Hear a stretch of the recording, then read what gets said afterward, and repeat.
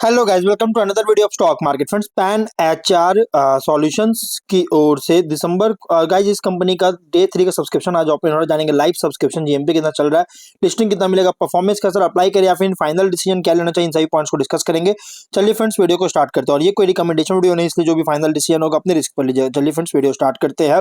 तो guys IPO जो 6 को ओपन हुआ था और 10 फेब का आज के दिन क्लोज किया जा रहा है। और 13 फेब का लिस्टिंग डेट रखा गया 10 रुपीज का। फेस वैल्यू 74 टू 78 रुपीज पर शेयर की। प्राइस बैंड 1600 शेयर्स की lot size. Fresh capital OFS का combination book built IPO 17 crore का इशू साइज। 221.8 लाख शेयर्स का इशू किया गया। ग्रेडाज stock broking market maker. Fresh capital 11 crore. Offer for sale 3 crore का। और बीएसई एसएमई प्लेटफॉर्म पर लिस्टिंग किया जा रहा है। अलॉटमेंट डेट 11 फेब का। 12 को रिफंड रिलीज किया जाएगा, शेष डिमेट अकाउंट में क्रेडिट होगा।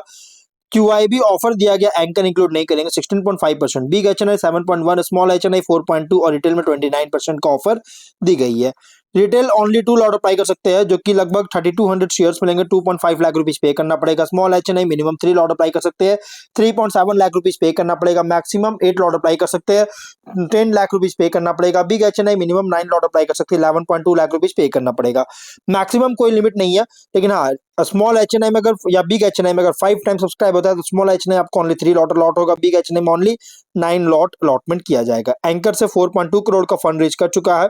अगर हम सब्सक्रिप्शन की बात करेगा इस तो कंपनी का 2 डे सब्सक्रिप्शन अगर देखिएगा तो जो भी सब्सक्राइब हुआ QIB सब्सक्राइब किया। 3.5 टाइम सब्सक्रिप्शन है, जो कि 9.8 करोड़ का बीट किया। 12.7 लाख शेयर्स का बीट किया और ऑफर था 3.6 लाख शेयर्स का। लेकिन बिग HNI में 93% सब्सक्राइब है, फुल्ली के आसपास देखने को मिल रहा है। 1.4 लाख शेयर्स का बीट किया 1.1 करोड़ का। स्मॉल HNI 12% सब्सक्राइब है, 11,000 शेयर्स का बीट किया 8 लाख का।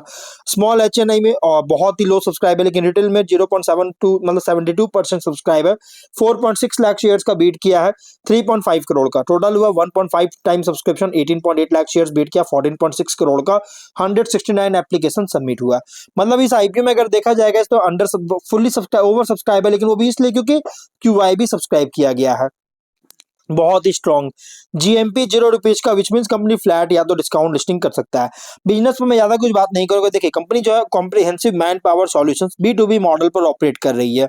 और कंपनी के जो है लगभग अलग अलग क्लाइंट्स के प्लेसेस में 10,374 एम्प्लॉइज डिप्लॉय कर चुका है अब तक। फाइनेंशियल 23 में 283 करोड़ का रेवेन्यू, 5 करोड़ का प्रॉफिट है। नवंबर मंथ में 154 करोड़ का रेवेन्यू, 5 करोड़ का प्रॉफिट है। फाइनेंशियल अगर देखिएगा तो टॉप लाइन हो या बॉटम लाइन कंसिस्टेंट ग्रोथ होता हुआ देखने को मिल रही है। ऑब्जेक्टिव क्या है तो working capital requirement, loan repayment करना चाहती है, जनरल कॉर्पोरेट पर्पस के लिए फंडिंग चार्जेस के लिए आईपीओ लेकर आया। रेशियोज में ROE 24.6, ROC 26.7, RONW 22 और PAT 3.3। एबिटडा मार्जिन 4.1% का इस बार देखने को मिल रहा है।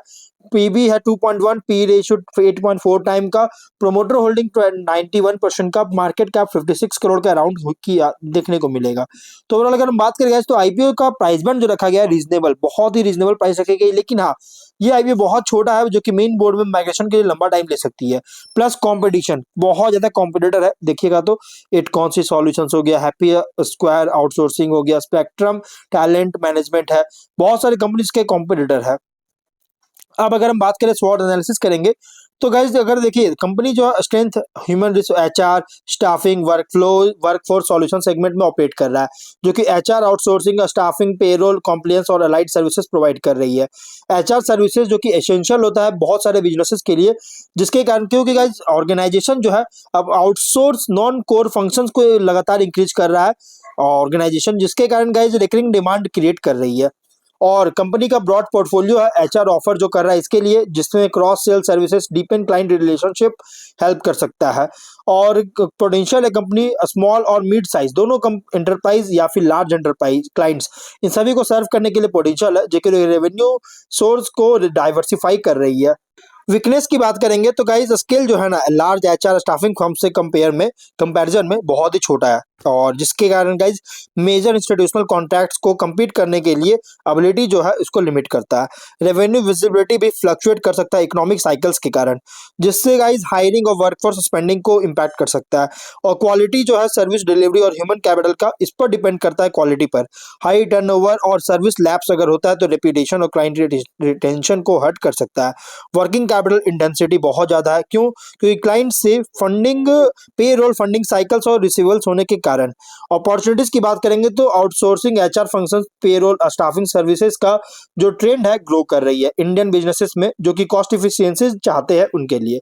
और वह हायर वैल्यू सर्विस से जैसे talent management, training and development, HR tech platforms में एक्सपैंड कर रहा है, जिससे कॉम्प्लेक्स एडवाइजरी में एक्सपैंड हो रहा है इसकी वजह से गाइस। और इंटीग्रेट करने का पोटेंशियल है एचआर टेक्नोलॉजी और एसएएस प्लेटफॉर्म में, जिससे सर्विस डिलीवरी और कॉम्पिटिटिवनेस को इंप्रूव कर सकता है। और ज्योग्राफिक एक्सपेंशन कर रही है, टाई अप किया है ओवरसीज एचआर फर्म्स के साथ, जिससे नए क्लाइंट्स को जो मार्केट है उसको ओपन कर सकता है। वहीं अगर थ्रेट की बात करेंगे तो कंपटीशन इंटेंस है large national HR service provider, global staffing firm और टेक इनेबल्ड एचआर प्लेटफॉर्म से। जैसे मैंने आपको बताया था, इकोनॉमिक डाउनटर्न या फिर स्लो डाउन होता है हायरिंग में, तो गाइस स्टाफिंग और वर्कफोर्स का जो सॉल्यूशन है इसके लिए डिमांड को रिड्यूस कर सकता है। रेगुलेटरी कॉम्प्लायंस चेंज अगर होता है एम्प्लॉयमेंट, लेबर लॉस, टैक्सेशन में, तो सर्विस कॉम्प्लेक्सिटी और ऑपरेशनल कॉस्ट को इंक्रीज कर सकता है। प्राइसिंग प्रेशर बहुत ज्यादा लगाया जा सकता है लो कॉस्ट और अनऑर्गेनाइज्ड एचआर सर्विसेज प्रोवाइडर्स में से, जिससे गाइस मार्जिन को स्क्वीज कर सकता है। फाइनल डिसीजन अगर हम बात करें पीयर कॉन्टेक्स्ट करेंगे, तो अगर large global HR staffing firm से कंपेयर करें तो ये जो कंपनी है ना पैन एचआर, ये बहुत ही छोटा लेकिन ज्यादा फोकस करता है रीजनल और मिड टियर क्लाइंट्स पर। एडवांटेज लाइज है पर्सनलाइज्ड सर्विसेज पर, लेकिन स्केल छोटा और लिमिटेड होने के कारण थोड़ा सा इम्पैक्ट कर सकता है। वहीं अगर मिड टियर से कंपेयर करेंगे तो एचआर वर्कफोर्स सर्विस प्रोवाइडर से कंपेयर करेंगे तो guys service quality, responsiveness, cost effectiveness पर कम्पीट कर रहा है, लेकिन सक्सेस डिपेंड करता है एग्जीक्यूशन, क्लाइंट रिटेंशन और रेप्यूटेशन पर।